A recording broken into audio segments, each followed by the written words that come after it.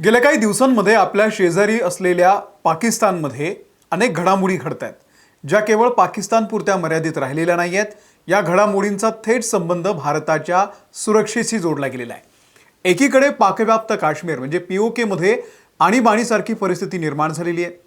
तिथले नागरिक थेट पाकिस्तान सरकार आणि लष्कराच्या विरोधात रस्त्यावरती उतरलेले आहेत. गेल्या 2 महिन्यांमध्ये तिथे हिंसा झाली आहे आणि त्यात 100हून अधिक लोकांचा बळी गेलेला आहे. परिस्थिती एवढी बिकट आहे की पाकिस्तान सरकारने या हिंसाचाराचं वृत्त देणाऱ्या कतारच्या प्रसिद्ध अल जझीरा या आंतरराष्ट्रीय न्यूज चॅनलवरती आणि अनेक डिजिटल पोर्टल्सवरती थेट बंदी घातलेली आहे. दुसरीकडे पाकिस्तानच्या अंतर्गत भागातही अत्यंत भीषण परिस्थिती निर्माण झालेली आहे. एकट्या जुलै महिन्यामध्ये पाकिस्तानमध्ये दहशतवादी हल्ले आणि लष्करी कारवायांमध्ये 606 लोक मारले गेलेले आहेत. 2026 मधील पाकिस्तानचा हा सर्वात प्राणघातक महिना ठरलेला आहे. पण या सगळ्यामध्ये सर्वात धक्कादायक आणि भारताच्या दृष्टीनं अत्यंत चिंतेची बाब म्हणजे पाकिस्ताननं आपल्या भारतीय सीमेवरती चीनकडून घेतलेल्या 250हून अधिक अतिआधुनिक SH-15 हॉवित्झर तोफा या तैनात करायला सुरुवात केलेली आहे. प्रश्न असा आहे की पाकिस्तानच्या स्वतःच्या घरामध्ये आग लागलेली असताना, पीओके त्यांच्या हातातून निसटत असताना पाकिस्तान भारतीय सीमेवरती एवढ्या मोठ्या प्रमाणावरती तोफा का तैनात करतोय? पाकिस्तान नक्की कसली तयारी करतोय? पाकिस्तान भारतासोबत पुन्हा एकदा युद्धाची ठिणगी पाडण्याच्या प्रयत्नात आहे का, की यामागे पाकिस्तानचा दुसरा काहीतरी मोठा कट शिजतोय? आजच्या या व्हिडिओमध्ये आपण या सगळ्या समीकरणाचा अगदी सोप्या भाषेमध्ये उलगडा करूयात. नमस्कार, मी अमोल किन्होळकर. आपण पाहत आहात महाराष्ट्र टाइम्स ऑनलाईन. सगळ्यात आधी समजून घेऊयात की पाकिस्तान सध्या पाकव्याप्त काश्मीरमध्ये नेमकं काय घडतंय. गेल्या काही आठवड्यांपासून पीओके मधील मुझफ्फराबाद, रावलाकोट त्यासोबतच अनेक मोठ्या शहरांमध्ये नागरिक, तरुण, व्यापारी रस्त्यावरती उतरले. आंदोलनाचं नेतृत्व जॉईंट अवामी ॲक्शन कमिटी JAAC नावाची एक संघटना आहे, ती करते. या आंदोलनाचे मुख्यत्वे 3-4 मोठी कारण आहेत. पहिलं कारण म्हणजे वाढलेली महागाई, अन्नाचा तुटवडा आणि पिठाचा भीषण तुटवडा. दुसरं म्हणजे प्रचंड प्रमाणात वाढलेले विजेचे दर आणि वीज कपात. पीओके मधील नद्यांचा वापर करून पाकिस्तान वीज निर्मिती करतो, पण तिथल्याच भूमिपुत्रांना, स्थानिक काश्मीरी लोकांना महागड्या दरानं वीज विकली जाते. पण ही केवळ आर्थिक मागणी राहिलेली नाहीये. गेल्या काही दशकांपासून पाकिस्तानी लष्करानं पीओके मधील लोकांवरती जो अन्याय, दडपशाही आणि छळ केलेला आहे त्याविरुद्धचा हा उद्रेक आहे. आज परिस्थिती अशी आहे की तिथल्या मशिदींमधून लाऊडस्पीकरवरून घोषणा दिल्या जात आहेत की पाकिस्तानी सैन्याच्या अत्याचाराच्या विरोधात एकत्र या. 90च्या दशकात ज्या मशिदींचा वापर पाकिस्तान भारताच्या विरोधात चिथावणी देण्यासाठी करायचा, आज त्याच मशिदींमधून पाकिस्तान सैन्याच्या विरोधात हाक दिली जाते. याला कर्माचं फळ म्हणतात. जेव्हा पीओके मधील परिस्थिती पूर्णपणे हाताबाहेर गेली तेव्हा पाकिस्तान सरकारनं नेहमीप्रमाणे मीडियाची गळचेपी करायला सुरुवात केलेली आहे. कतारमधल्या आंतरराष्ट्रीय न्यूज वाहिनी अल जझीरा या वाहिनीला मुझफ्फराबाद आणि पीओके मधील इतर भागातून थेट रिपोर्टिंग करणं आता बॅन करण्यात आलेलं आहे. त्यांनी तिथे दाखवून दिलं होतं की कशा प्रकारे पाकिस्तानचे सुरक्षा दल तिथल्या निष्पाप नागरिकांवरती गोळीबार करतायत आणि निवडणुकांच्या नावाखाली तिथे कसा गोंधळ सुरू आहे. हे सगळं रिपोर्टिंग बाहेर येताच पाकिस्तानच्या माहिती आणि प्रसारण मंत्रालयानं अल जझीरावरती येलो जर्नलिझम म्हणजेच चुकीची बातमीदारी दिल्याचा आरोप केलेला आहे. पाकिस्तान सरकारचं म्हणणं आहे की अल जझीरा हे या आंदोलनाचं नेरेटिव्ह बदलण्याचा प्रयत्न करत आहे आणि तिथल्या निवडणुकांना बेकायदेशीर ठरवत आहे. एवढंच नाही तर अल जझीराची इंग्रजी वेबसाईट पाकिस्तानमध्ये ब्लॉक करण्यात आलेली आहे. यासोबतच स्थानिक स्तरावरती बातमीदारी करणाऱ्या अनेक डिजिटल पोर्टल्स आणि पत्रकारांवर सुद्धा त्या ठिकाणी बंदी घालण्यात आलेली आहे. पीओकेमध्ये इंटरनेट सेवा ठप्प करण्यात आलेली आहे आणि टेलिकॉम सेवा ठप्प करण्यात आलेली आहे. थोडक्यात सांगायचं तर पाकिस्तानला आपल्याच देशातील आणि पीओके मधील नागरिकांवरती चाललेला अत्याचार जगाच्या समोर येऊ द्यायचा नाही आहे आणि त्यामुळे त्यांनी आंतरराष्ट्रीय माध्यमांचा गळा आवळण्याचा प्रयत्न सुरू केला आहे. आता याच चित्राचा दुसरा भाग बघा. एकीकडे पीओके जळते, दुसरीकडे पाकिस्तानचा अंतर्गत भागही हिंसाचारानं होरपळतोय.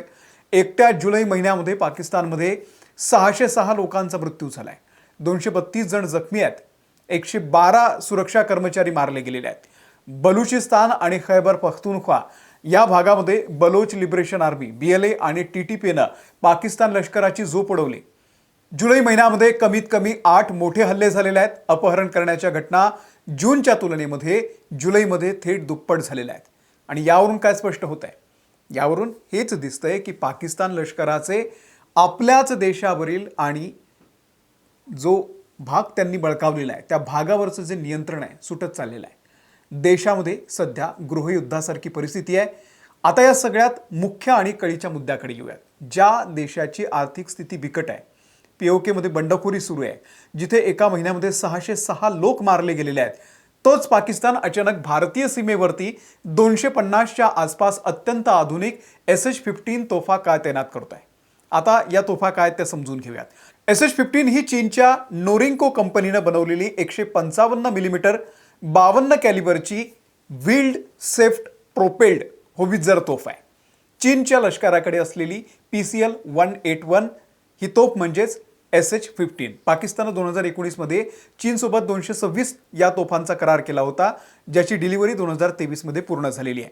याशिवाय पाकिस्ताननं हेवी इंडस्ट्रीज तक्षशिला HIT मध्ये या तोफा बनवण्याचा परवाना म्हणजे ट्रान्सफर ऑफ टेक्नॉलॉजी हे सुद्धा चीनकडून मिळवलेलं आहे. या तोफांची वैशिष्ट्ये काय तर ही तोफ 6x6 ट्रकवरती बसवलेली आहे. रस्त्यावरती ही ताशी 90 किलोमीटर वेगानं जाऊन थेट हिट होते. दुसरं म्हणजे शूट अँड स्कूट. ही तोफ काही मिनिटांमध्ये एका ठिकाणी उभी राहून 52 किलोमीटर ते 72 किलोमीटर अंतरापर्यंत अचूक मारा करते. आणि तिसरं म्हणजे पाकिस्ताननं या तोफा कुठे तैनात केलेल्या आहेत तर गुजरानवाला, सियालकोट, जलालपूर जट्टन या भागामध्ये तैनात केलेल्या आहेत. आता हा भाग भारताच्या जम्मू काश्मीर, अमृतसर, पठाणकोटच्या जवळ आहे. सामरिकदृष्ट्या हा भाग संवेदनशील आहे. मूळ प्रश्न असा आहे की पाकिस्ताननं हे नेमकं का केलंय? पाकिस्तानच्या मनामध्ये नेमकं काय चाललंय? तर पहिलं कारण देशांतर्गत संकटावरून लक्ष विचलित करणं.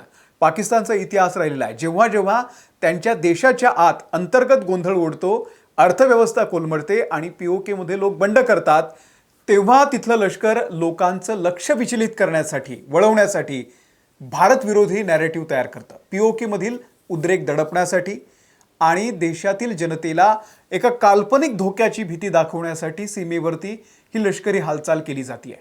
दुसरं कारण ऑपरेशन सिंदूर नंतरचा पाकिस्तानचा जो एक त्यांच्या पोटामध्ये भीतीचा गोळा आहे. भारतीय लष्कराने केलेल्या ऑपरेशन सिंदूरमध्ये पाकिस्तानचा दारुण पराभव झाला. या कारवाईमध्ये पाकिस्तानी लष्कराचं मोठं नुकसान झालं होतं. भारतीय तोफखान्याच्या ताकदीच्या समोर ते टिकू शकले नाही आणि याची जाणीव पाकिस्तानला झालेली आहे. त्यामुळे स्वतःचा बचाव करण्यासाठी आणि भारताला प्रत्युत्तर देण्यासाठी आपली क्षमता आहे हे दाखवण्यासाठी पाकिस्ताननं चिनी तोफांचा हा जो त्या ठिकाणी ताफा आहे तो सीमेवरती लावलेला आहे.